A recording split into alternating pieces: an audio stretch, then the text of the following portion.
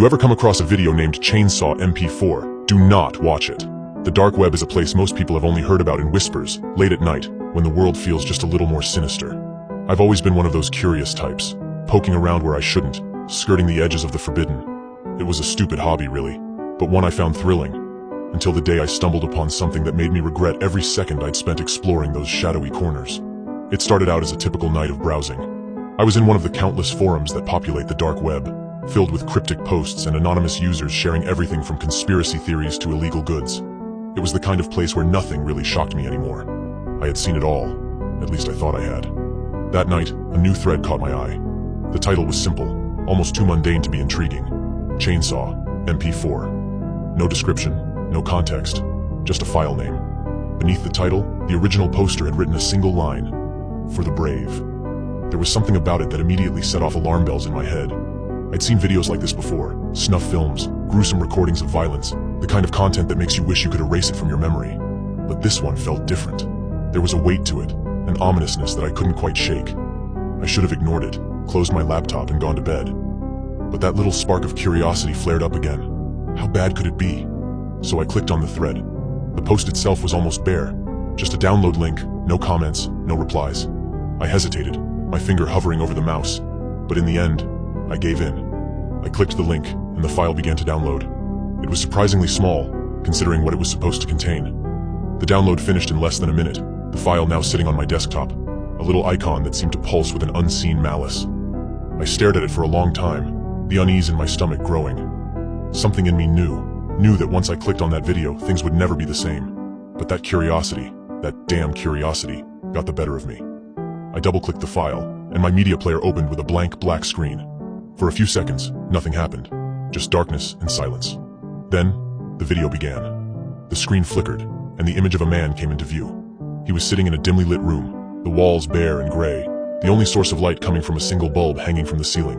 The man looked to be in his mid-30s, his face gaunt, eyes hollow. He stared directly into the camera, unblinking. Behind him, against the far wall, was a chainsaw, its blade glinting menacingly in the faint light. I felt my stomach twist as the man began to speak, but there was no sound. His lips moved, forming words, but the video was completely silent. He was speaking directly to the viewer, directly to me, but whatever message he was trying to convey was lost. It was as if the video had been muted, or perhaps more disturbingly, like the sound had been intentionally removed. The man's expression never changed as he reached behind him and picked up the chainsaw. He held it up to the camera, showing every inch of the blade as if displaying it for inspection. Then, with a sudden, horrifying swiftness, he yanked the cord, and the chainsaw roared to life. But I still couldn't hear anything. The silence was deafening, even as the chainsaw moved toward the man's own arm. He pressed the blade against his skin, and I watched in horror as it bit into his flesh. Blood sprayed across the screen, the man's face twisted in agony. But still, there was no sound. I wanted to look away, to close the video, but I was frozen, my eyes locked on the screen. The man continued to mutilate himself, the chainsaw carving through his body with sickening ease. The camera captured every detail, every drop of blood, every piece of flesh that fell to the floor. Finally, after what felt like an eternity, the man collapsed, his body a mangled mess. The chainsaw fell from his hand, still spinning, but the video did not end. The camera remained fixed on the scene, the lifeless body, the blood-soaked floor. I should have turned it off then, deleted the file, and never spoken of it again. But before I could move, the video cut to a new scene. This time, it was an outdoor shot, a dark forest, the trees swaying gently in the night breeze. The camera was moving now, as if someone was walking through the woods, holding it at chest height. The rustling of leaves and the crunch of footsteps should have been audible, but the eerie silence persisted. The camera panned down to the ground, where a faint trail of blood could be seen, leading deeper into the forest. The person holding the camera followed the trail, moving quickly now, the image growing more and more unsteady. Then the camera suddenly stopped, focusing on something in the distance. I squinted, trying to make out what it was. A small, dark figure, barely visible among the trees. As the camera zoomed in, my heart skipped a beat. It was the man from the first part of the video, standing at the edge of the forest, his mutilated body somehow upright, his eyes staring directly at the camera. But there was something else now, something behind him, lurking in the shadows. I couldn't see it clearly, but it was huge, towering over the man, its shape indistinct but unmistakably monstrous.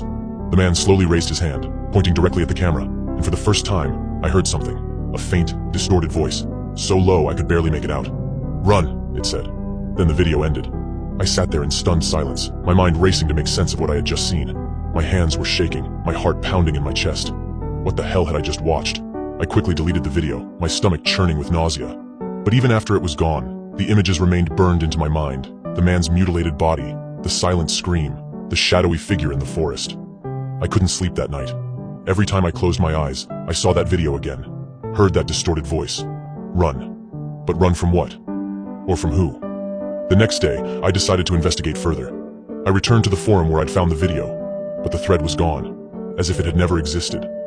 I tried searching for the file name, Chainsaw, MP4, but found nothing. It was as if the video had been wiped from existence, but the terror it left behind was very real. It wasn't long before I started noticing strange things happening around me. It began with small, almost imperceptible things.